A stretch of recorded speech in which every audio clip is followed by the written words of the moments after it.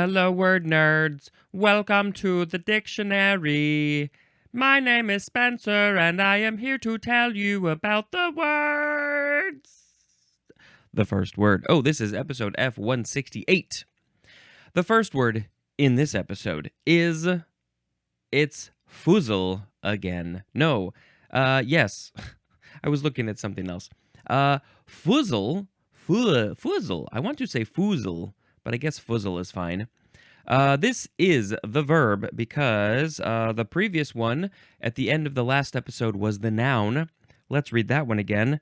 An act of foozling and a bungling golf stroke. So here we have the verb, the transitive verb of fuzzle. The other forms are fuzzled and fuzzling. This is from 1888, and it is to manage or play awkwardly. The synonym is bungle. Bungle it up, being so awkward. Oh, I am so good at fuzzling. I had no idea I was such a good fuzzler. This word is perhaps from the German dialect word fusseln, which means to work carelessly. Ooh, I don't like to work carelessly. I try to be very mindful about what I'm doing and pay attention and don't make any mistakes. But in general, I can be kind of awkward and weird. So yes, fuzzle. And I think it is, I will double check the pronunciation again. Ooh. Is it ooh? Maybe it is an ooh. Yeah, foozle. That one makes more sense. But fuzzle is kind of fun to say too. All right, I need to make a sound, which is going to go... Next, we have fop. First form of fop, F-O-P. Noun from the 15th century, number 1, which is obsolete. It is a foolish or silly person. We don't really say it anymore, I guess. Okay, a silly person is a fop. You're being such a fop when you're foozling. Number 2, a man who is devoted to or vain about his appearance or dress. He is devoted to how he looks. I am definitely not a fop in this way. I can be a foolish or silly person. That is very clear if you have heard even just one episode of this podcast. That's for sure. But I am not making sure that my clothes are perfect, my hair is perfect. My hair is perfect, but that's a whole other thing. Yeah, okay. The synonyms for this second definition are coxcomb and dandy. Coxcomb is C-O-X-C-O-M-B. And of course, I'm sure that you started this podcast at the very beginning and you have listened through everything in order. And so you have heard me talk about those things. Coxcomb, I am less familiar with. Dandy, I'm aware of all the dandies and the fops. Do we have etymology for this? This is from the Middle English fobben, which means to deceive. Also the Middle High German woppen, which also maybe means to deceive. So how is that deceiving? If you're foolish or silly, are you deceiving? I don't think so. If you are vain, does that mean that you're deceiving? Maybe you're putting on a lot of stuff, a lot of makeup, a lot of costume stuff, a lot of a drag in that way. Then maybe you're deceiving people about what you really look like, but maybe you're also showing them your true self. I don't know. Now we have the second form of fop, which is a transitive verb from circa 1590. This is obsolete, and the synonyms are fool and dupe. So this is so foolish. You can be foolish, but you can also fool people. Those are different, even though they come from the same word. Duping people, fooling people, fopping people. Yeah, we know this is all from the deceive thing.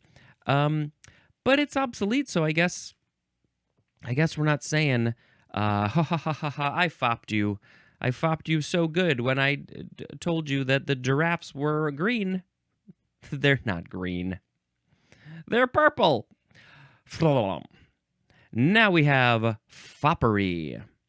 This is a noun from 1546. Do you think it could be related to these other ones that we just read? I think it could be.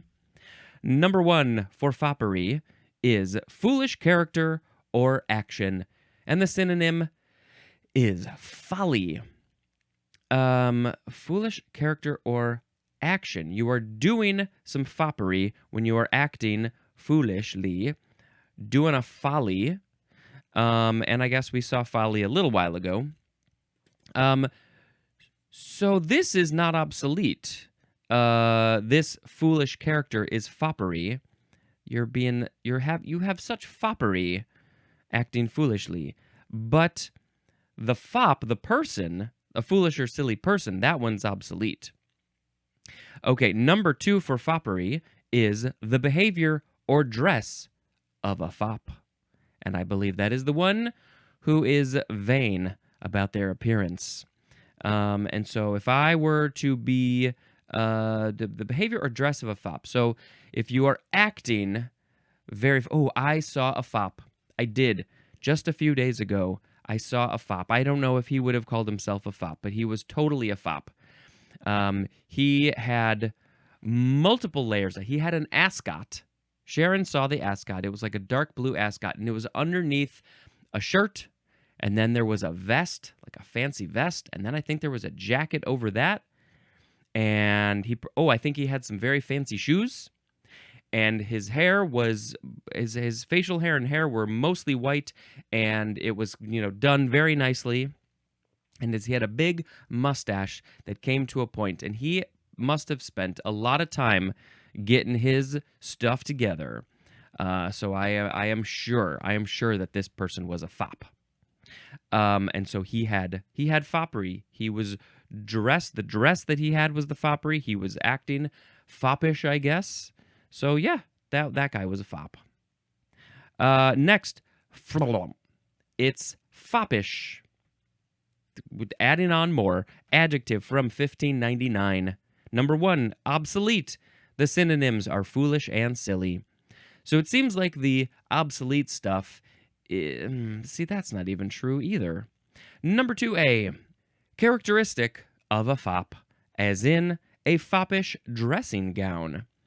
I must put on my dressing gown before I take off my clothes, and then I will take off my clothes, and I will put the dressing gown on again before I put on the new clothes. I must always have my dressing gown on. In fact, I shall never take it off. It is now my gown. A foppish dressing gown. The fops are the ones who have the dressing gowns, I guess is what this is saying. Number 2B. Behaving or dressing in the manner of a fop. Yep. I think it would be fun to be a fop, like as a costume, as a thing, to put on. If I had to go to a fancy event, then I can be foppish. But I am not foppish in general. I don't have the time to be foppish. Let's see. Foppishly is an adverb, and foppishness is a noun. That dude I saw had so much foppishness. Now we have the first form of the word for. And this is a big one. So many definitions. Let's jump in. Let's see. What does this say? You can say, wait a minute. What is this? Fur? Far? You can say far. Or you can say for, like I like to say for. Southern would say far. Is that what the right pronunciation is? Yeah, far. So Southern people will say far. And I will say for, and some people say fur, I think. This is a preposition from before the 12th century. Number 1A is used as a function word to indicate purpose, as in a grant for studying medicine. It's indicating the purpose. So the purpose of the grant, the money that you are given with the grant, is so then you can use it to study medicine. For, a word that we use so much. Number 1B, this is used as a function word to indicate an intended goal. I think we're going to see a similar pattern of of the definitions throughout this. As in, left for home. The intended goal was to go home, so we left for home. I don't want to be at the sleepover anymore, so I'm going to leave for home. I got scared. We also have acted for the best. Acted for the best. Well, you want the best turnout? I'm going to act my butt off because the intended goal is to be the best. 1C. This is used as a function word to indicate the object or recipient of a perception, desire, or activity, as in, now for a good rest. This is an odd example. I feel like this is only part of a sentence. Used as a function word to indicate the object or recipient of a perception, desire, or activity. Now for a good rest. Now I shall have a good rest. Now I shall take a nap. Please, can I take a nap? Please, I want to go to for nap. Also, run for your life. Yizwa. And when there's zombies chasing you, you got to run for your life. For your life. So the object or the recipient is your life, and the activity is running. Also, we have an eye for a bargain. I don't have an eye for a bargain. I don't pay attention to stuff. Sharon, she has an eye for a bargain. She spots them from a mile away. So an eye for a bargain. What's the activity? Is the activity the bargain? Is the activity the spotting of the bargain? The desire. Ooh, the desire. The bargain is the desire. 2A. As being or constituting. The example is taken for a fool. Also, eggs for breakfast. As being or constituting. Oh, these definitions, they're so short and sweet and confusing sometimes. I don't understand what this means. As being or constituting. The eggs are constituting breakfast. That is your breakfast. They have, yeah. Taken for a fool. You have been constituted as a fool. Maybe a fop. 2B. This is used as a function word to indicate an actual or implied enumeration or selection, as in, for one thing, the price is too high. How high is it? The price is this high. For one thing, okay, so this is used as a function word to indicate an actual or implied enumeration or selection. It's like a numbered list of things. Well, for one thing, the price is too high. And for another thing, this is implying that there's a whole list of things. And another thing, I don't have money. Number 3, because of. That is the definition, because of. The examples, one example is, can't sleep for the heat. That's not really a way that I use this word, at least in this sentence, but because of the heat, I can't sleep. Can't sleep for the heat. I can't sleep for the heat. It seems like this should be a song. I can't sleep for the heat because the heat makes me hot. Number 4, this is used as a function word to indicate suitability or fitness, as in, it is not for you to choose. So you don't have the fitness, indicate suitability or fitness. You don't have the suitability to choose. You are not allowed to do that. It is not for you to choose. It is for me to choose, because I am called the chooser. Also, ready for action. We are suitable. Action is suitable. We're ready for it. Number 5A, in place of, as in, go to the store for me. Go to the store for me. I can't go to the store.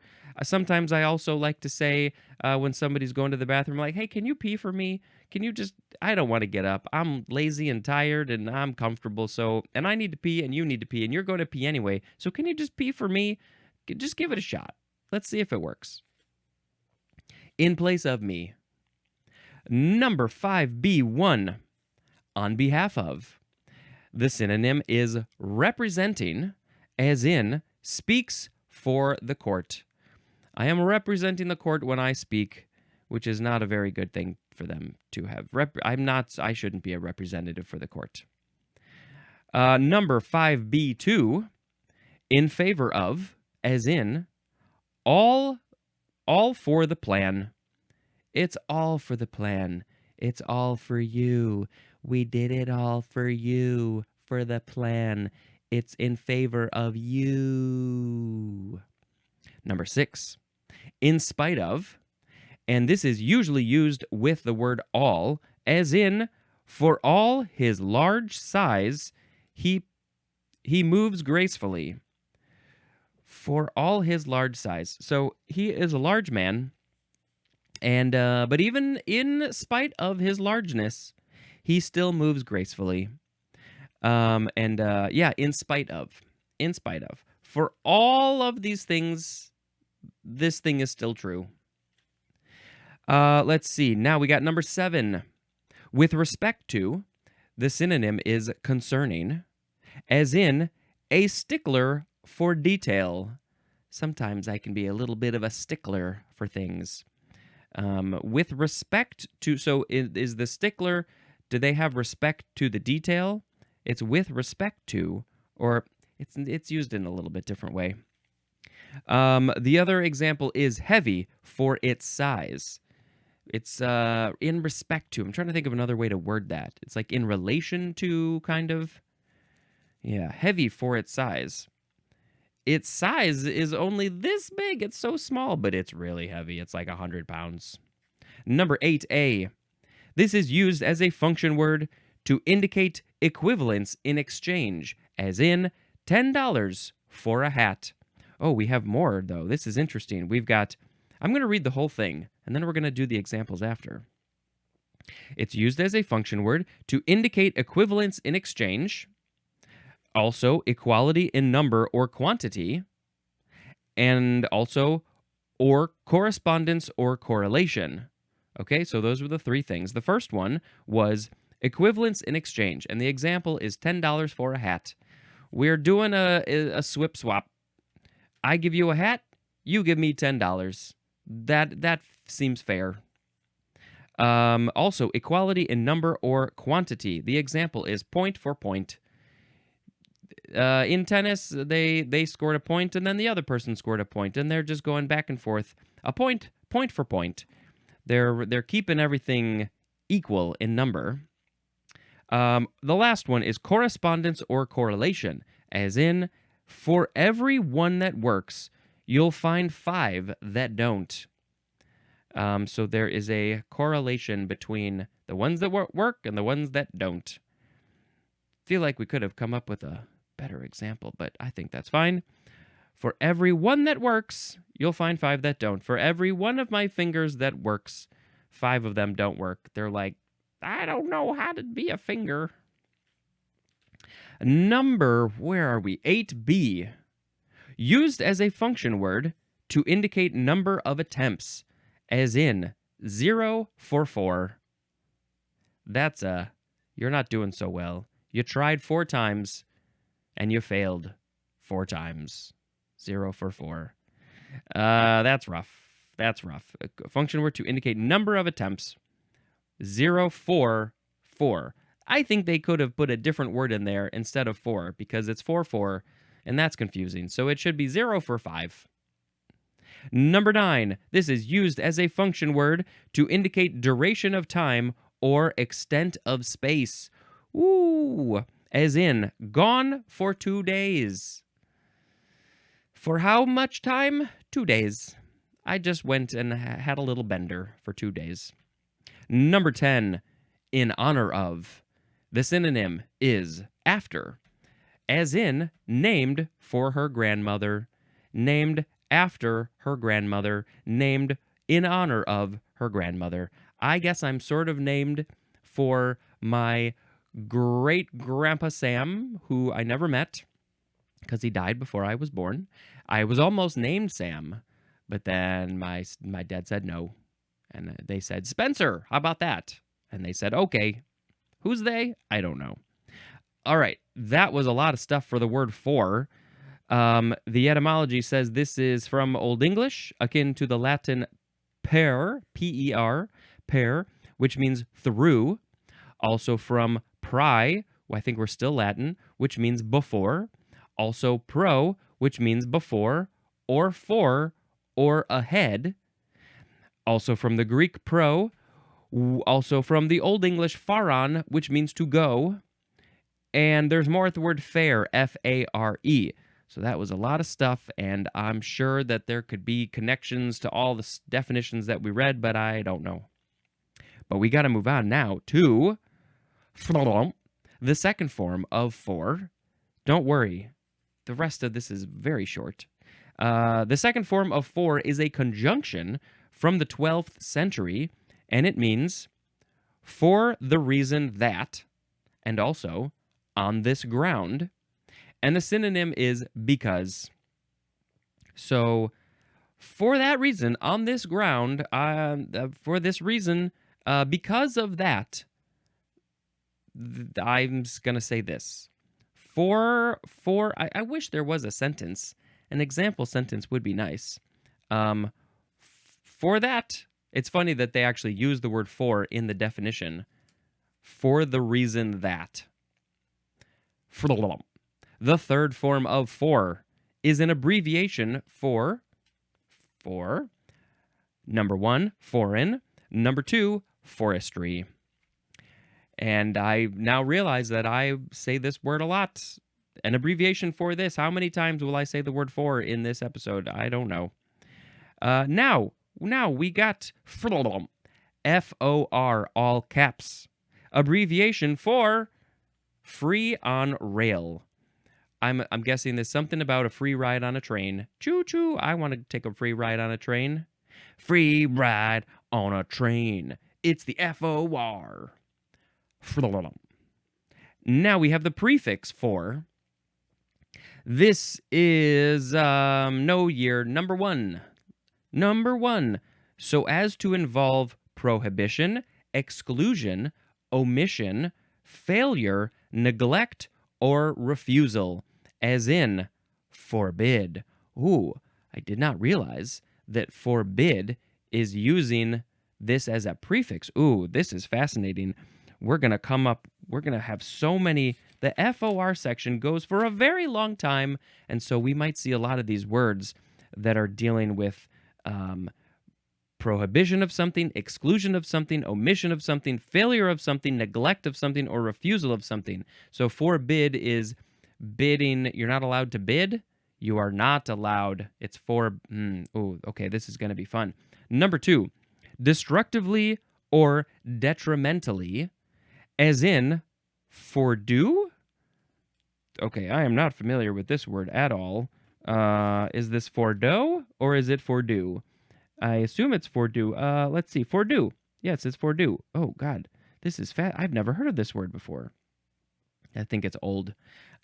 So fordo is something about destructively or detrimentally.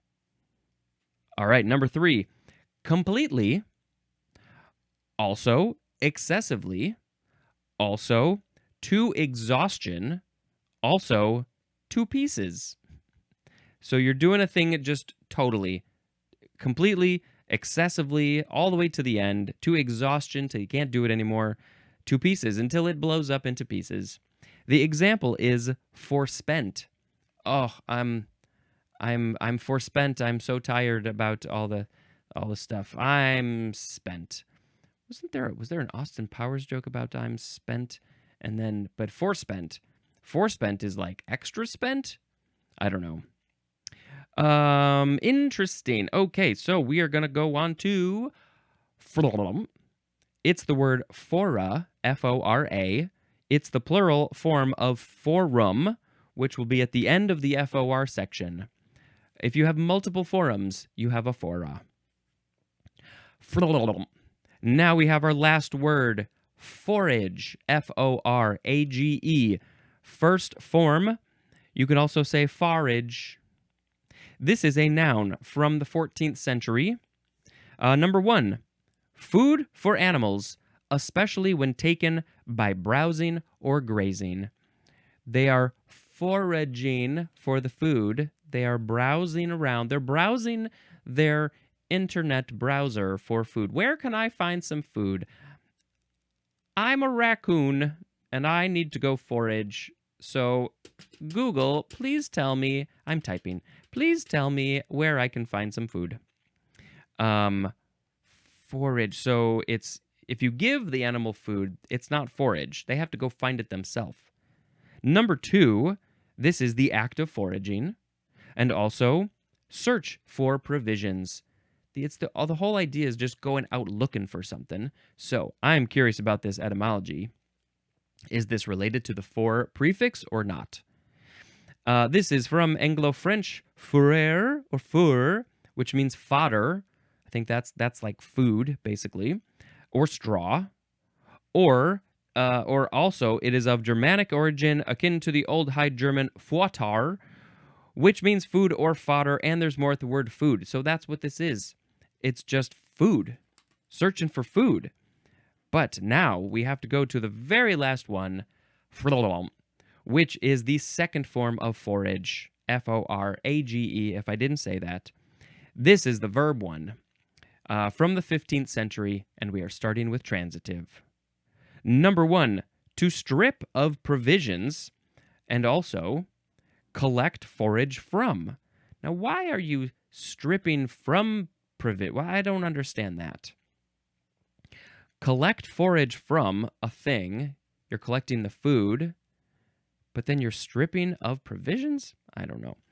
Number 2, to secure by foraging, as in foraged a chicken for the feast. So I guess you went out and you found a chicken and you killed it and you ate it at the feast. Okay. It's weird that one is to secure by foraging, and the word is forage. Now we have intransitive. Number 1, to wander in search of forage or food. So that could be the provisions or the food. You're wandering, you're foraging, you're going out maybe into the woods. Let's see. We are watching Yellow Jackets, and they had to forage for stuff. And what was that? The zombie movie, the show, the TV show, The Walking Dead. Oh, they had to do so much foraging.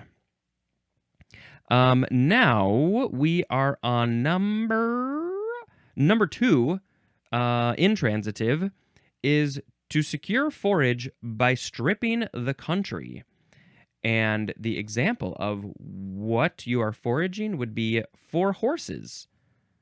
So you are to secure forage for horses by stripping the country. So are you doing this? You are doing this for the horses? You are stripping the country? I don't think I understand what that phrase means. You are taking the grasses from the country and giving them to the horses? Maybe just let the horses go get the grasses themselves? Maybe I'm missing something. Number 3, the synonyms are ravage and raid. Ravaging a house, raiding a thing, a pantry. Oh, when the teenagers come home, they forage the pantry and they take all of the Pop-Tarts and the purple drink and the Hot Pockets. Number 4, to make a search. The synonym is rummage. I gotta go rummage through this drawer because I know I found there's a battery in here somewhere. I gotta forage the drawer. Forager is a noun. Let's see. Do we have any additional etymology? We do not. I think the thing that people forage for mostly is mushrooms. I think that's a very popular thing to forage for. Forage for, hard to say. All right, it's time to pick a word of the episode. Everybody's favorite time. What's he gonna do? He's gonna say the words. Foozle, fop, foppery, foppish, for, F-O-R, for, fora, forage, and forage. Now, did I pick foozle in the previous one? The previous episode? I probably did. Probably should have. Or maybe I'm picking it today. Ooh, I honestly can't remember what I did. Oh, no, actually, I think I picked footsie, which means I think I'm picking foozle today. Foozle. I'm playing this game so awkwardly. I'm foozling this game. I'm foozling with footsie. All right, that's fine. Just fun to say the words in a musical way. Now I'm going to tell you about a movie that I watched. The next movie that we watched was also played at the David Lynch retrospective. And I think it was played because it had some connections with the actors and crew to some of his other work. And it was the movie River's Edge. I had heard of this movie, heard it was good, but I don't know if this was just my state of mind. But I did not care for it, really. I appreciate it to some degree, but it's supposed to be serious. There was a lot of laughter. I think sometimes they were meant to be jokes, but it's also based on a true story. But nobody seemed there. It's about a high school kid who kills his girlfriend. I think she was his girlfriend. And nobody seems that shocked for a while. I don't know. I don't want to talk about it too much. I think you just got to see it because I might give stuff away or something. And I don't know. I have very mixed feelings about this movie, and I am very curious to know what other people have to say about it. Yeah. Anyway, let's end the episode. This has been Spencer dispensing information. Goodbye.